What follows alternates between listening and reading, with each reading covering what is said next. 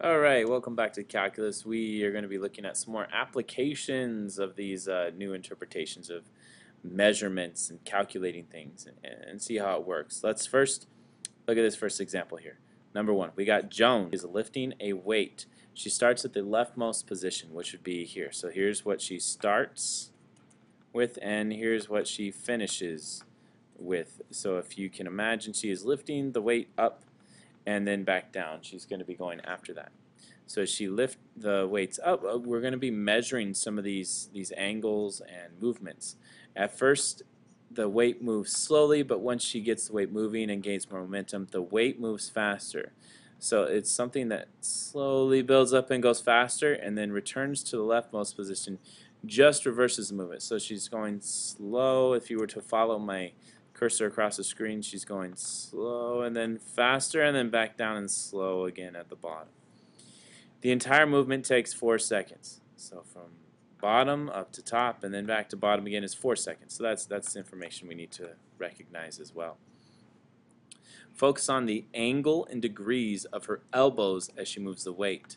So that's what this D is here. It says make a sketch of the graph of time versus degrees.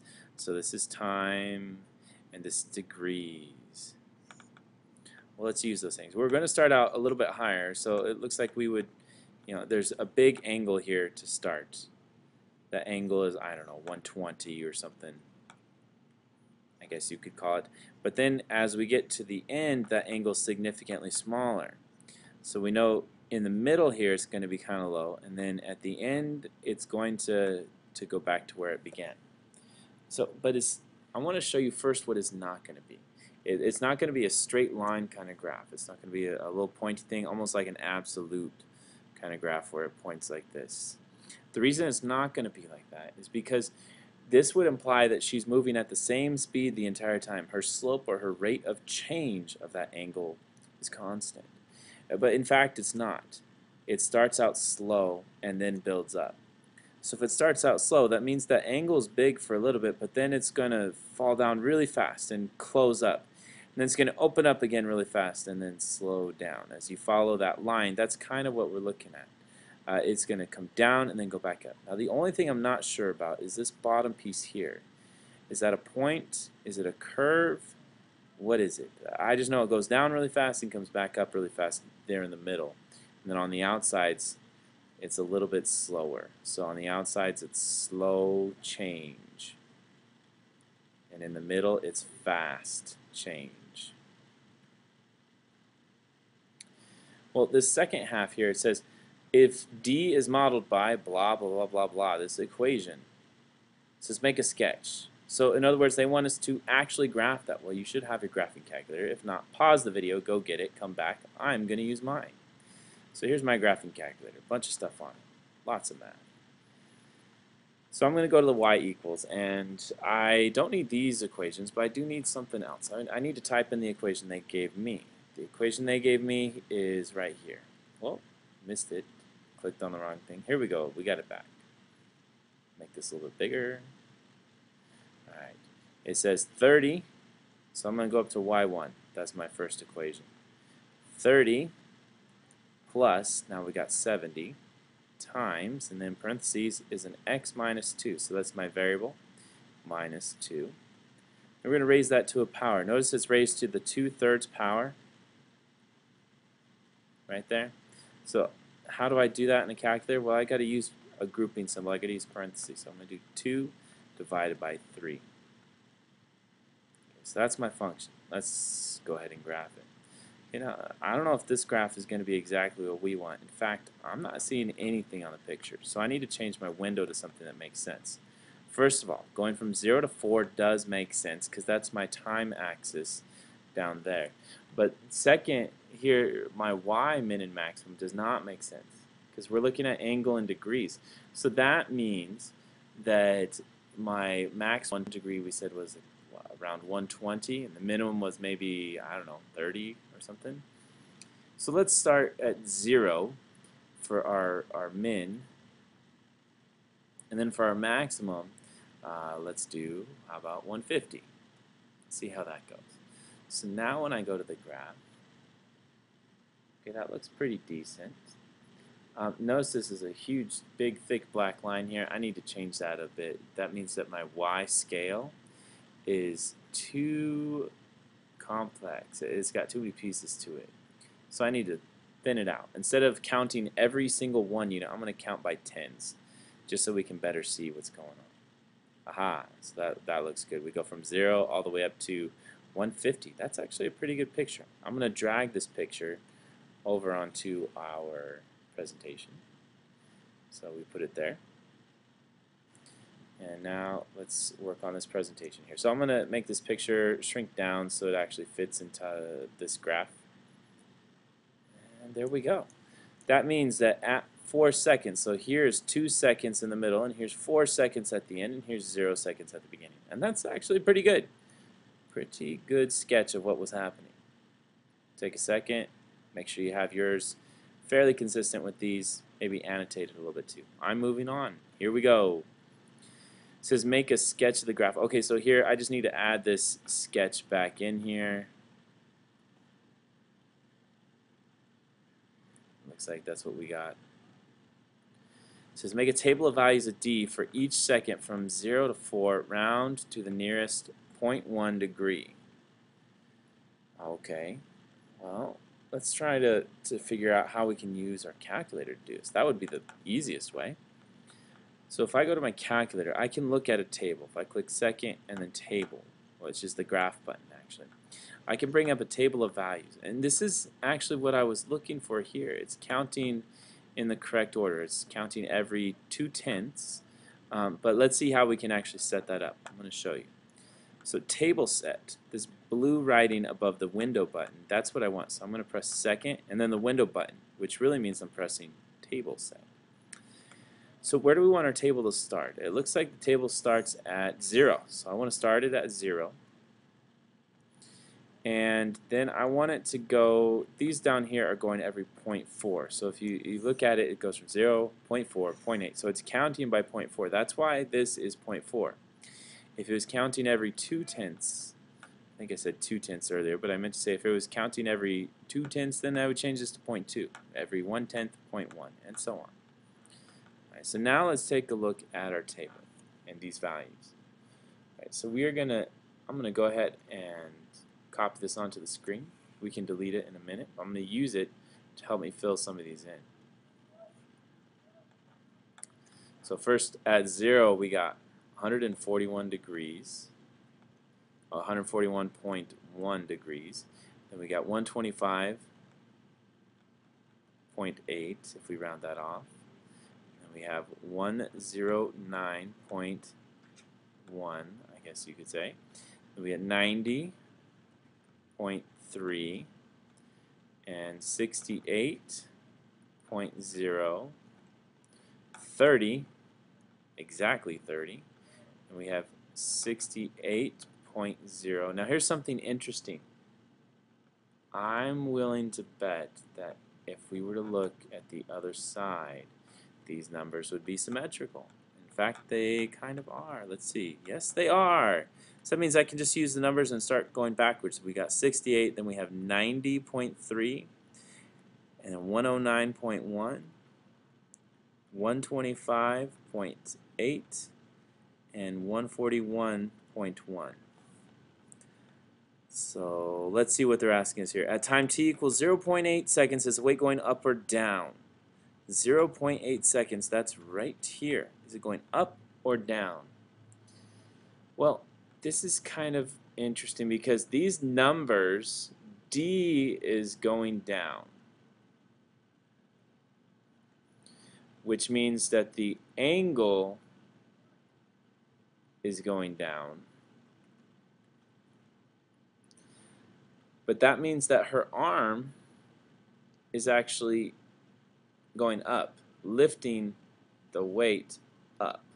So is the weight going up or down? It's going up because the angle is going down. Therefore, the weight is going up. Weight is being lifted.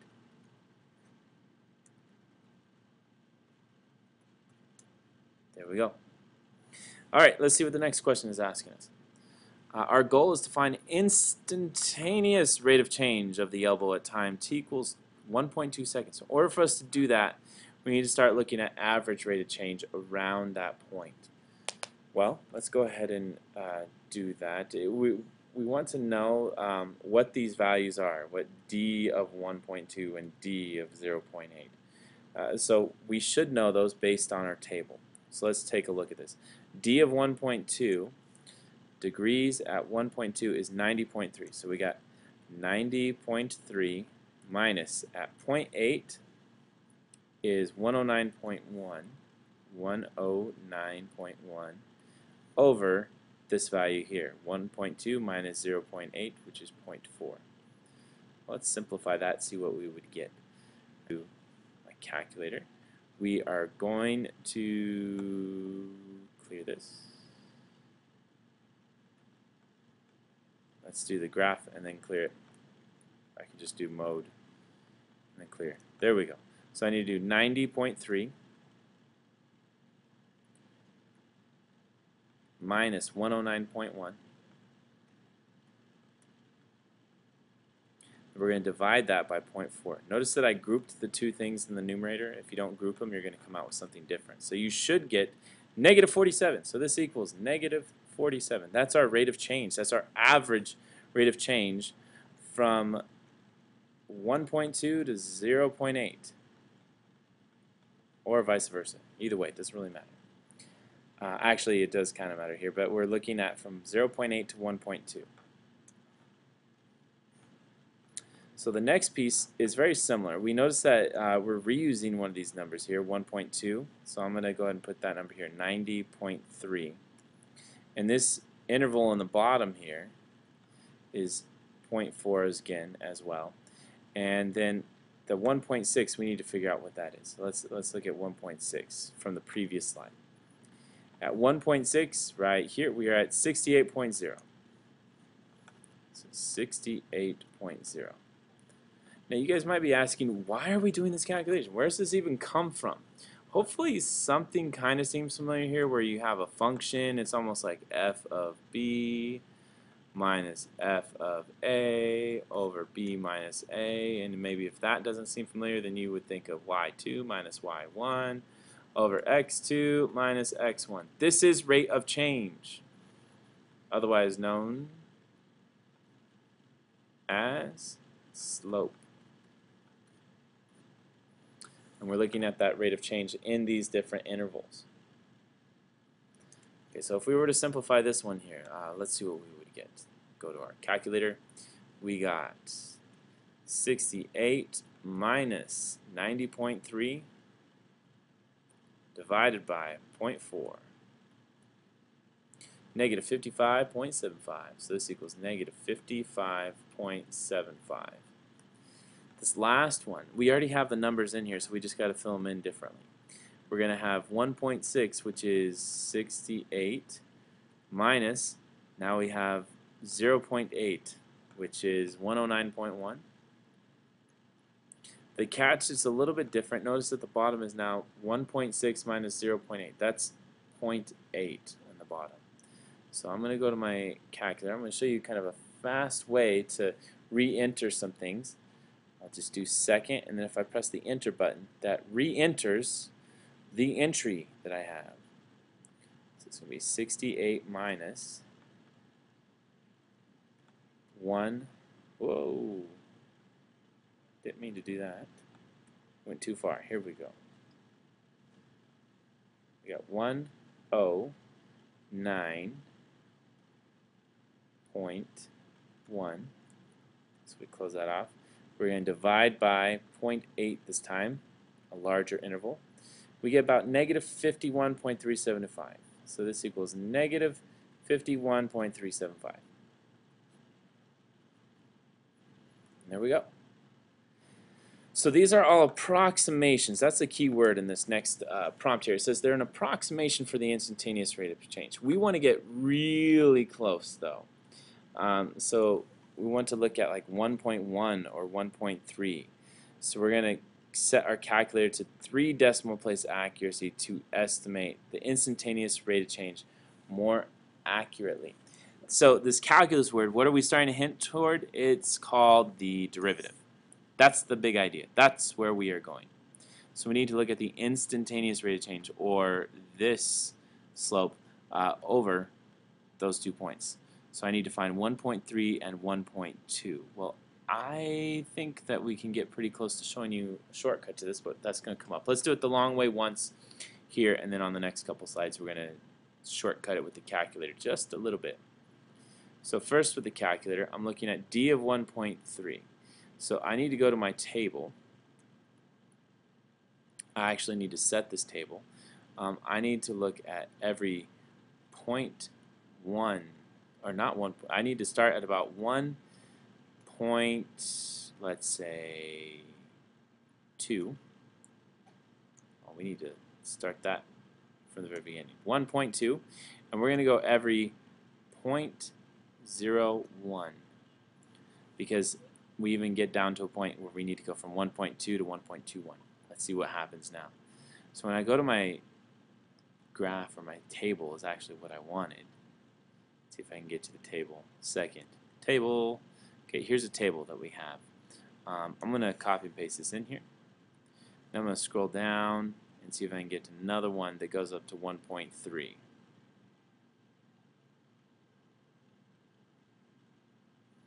So 1.3, put that in there as well. Alright, let's see what we have. It's kind of funny how these are 2 different sizes, even though we just put them in at the same time. So there's 1.21, and here's 1.3 down there. So I don't need any of these in the middle. Let's cross them out.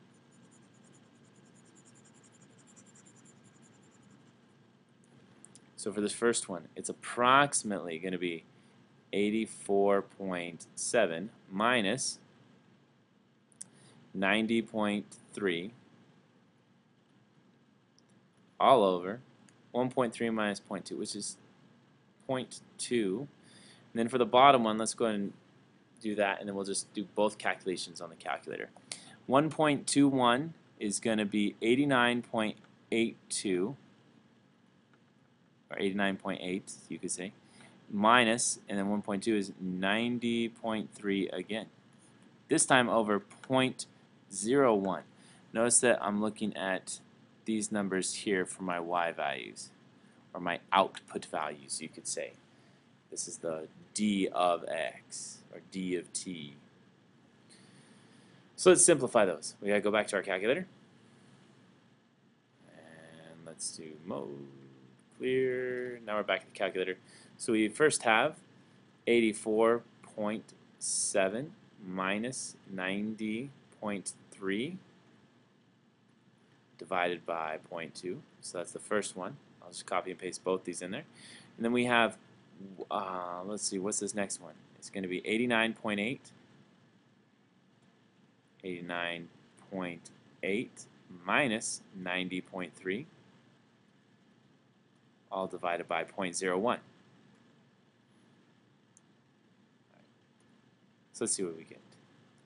Negative 28 and negative 50. So for the top, it's going to become negative 28. Let's do this. We'll call this A and this B. And for A, we get negative 28. And for B, we get negative 50. I wonder if you would consider which one of those do you think is more accurate?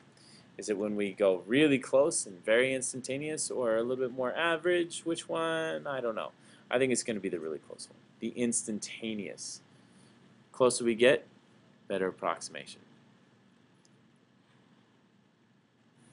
So to find these instantaneous rate of change, there's actually a faster way to do it. Since we have the function already inputted in and we're using it to make our table of values, we can make these calculations. And if you look on the screen, I'm going to show you how to type it in a second. But we can type in y1, a function of a point minus another point. And that's how we got that negative 50.375. Now we actually rounded off, so that's why we weren't as accurate. But let's see if we can do the same thing with these values here. So The first one I want to do is, let's see how we can do this. We're going to do vars. That means use your function. Functions are over here under yvar. So we're going to use the function y1. That's the one that we typed in. Now for y1, we're going to type in 1.21 or 1.201 is what it's asking. 1.201. Now notice something that's different. I didn't have parentheses here, so I have to actually type that in. I'm going to insert it by doing second, and then the delete button is insert. Okay, so I got 1.201. That's my first y value. Close it off. Minus the second y value. So I have to do vars again, over to yvars, click on the function, and I want to click on the y1. That's the function I have. Now this time I'm going to type in 1.2. Now I want to divide all this. So if I want to divide all that, that means it's got to be grouped. Now the only catch to that is I didn't group it at the very beginning. So I need to group it on y1 here as well. So I got to do a second, insert, and then put an open parentheses in front. So I have all that divided by, let's see what it says, 1.201 minus 1.2. So I'm going to group those. 1.201 minus 1.2. Well, let's see what we get. Enter. Oh, that's interesting. Whoops. I made a mistake here. Let's re-enter this. I don't know if you guys can see it, but I definitely can see it. It says 1.210 here on bottom. That's a big mistake. 201. There we go. Ah, that's a lot closer. So we got negative 50.28. So right here, this is negative 50.28. Let's look at the next one here. It's the same kind of idea, except we got 1.199. So I'm literally just going to swap out the 201 for 199. So I do second. I'm going to do the same entry, but this time it's going to be 1.199. 199. And then we got to change the same thing up here with this 201. You might be asking, but hey, you're writing it backwards. That doesn't make sense. Well, the negatives are actually going to cancel each other out because a negative divided by a negative is a positive. So whether it was negative on top and bottom or not negative at all, it's going to give you the same thing. So when I type that in, I get negative 50.25. Well, let's get even closer because these are really close to each other. But let's get even closer. Now we're going to go out to the not tenths, hundredths, or thousandths, but to the 10,000ths place. So I'm going to insert a 0 into that. Or actually, I can just add a 9. Let's do that. Let's do one by adding the 9. So we're going to do second entry. That re-enters what we typed. So I need to insert a 0. Second, insert, or not insert 0, insert a 9. Now I got to insert another 9 up here. Second, insert 9. So now I have 3 9s. Let's see what that gives me. Negative 50.26. So that's down here, negative 50.26. I'm guessing this other one's going to be negative 50.2 something, but let's see what it would wind up being. Let's accurately measure it here. So I'm going to re-enter that. And instead of 1999, it's going to be 0.12001. So it'll be 2001. We'll do the same thing up here, 2001.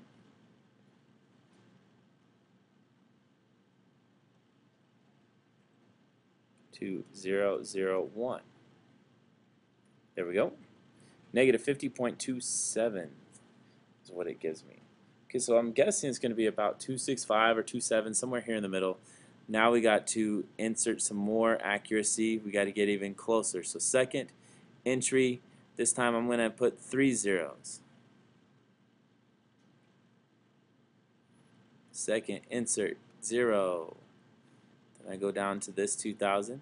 We're going to do second insert 0. We still come up with negative 50.27. Negative 50.27. I'm guessing this is going to be the same. I'm going to leave it blank just for now, just for time's sake, but if you know how to do this, you can go and fill that one in. But we're seeing that it's starting to converge, or both sides, either from one side estimate or squeezing it into the other side, we're going to get negative 50.27. We can actually do this instead of trying to squeeze it from both sides. What it's saying here is that when the two answers are the same, the way to approximate, just squeeze one side really close. If you squeeze one side really close into it, it's going to be the same as when you squeezed it from the other side. They're going to meet in the middle. So then let's do that. Let's squeeze it from both sides and see what we get. I'm going to insert, oops, it's not insert, second entry. So we're typing in the same thing, but this time let's add a whole bunch of zeros. I'm going to insert 3 more zeros. 1, 2, 3. I'm going to do the same thing down for the other calculation. Second insert 1, 2, 3. So now I have 6 zeros. That's pretty far out. I can't even think what place that would be. We got tens, hundreds, thousands, 10,000s, 100,000s, millions, 10 millions, 100 millions. We're going out to the 100 millionths place just to get the accuracy here. Negative 50.2701. So I'm thinking it's negative 50.2701. It's probably going to be really close. We're going to take a break. Go get a drink of water, bathroom break, and then come back and watch the next part of the video.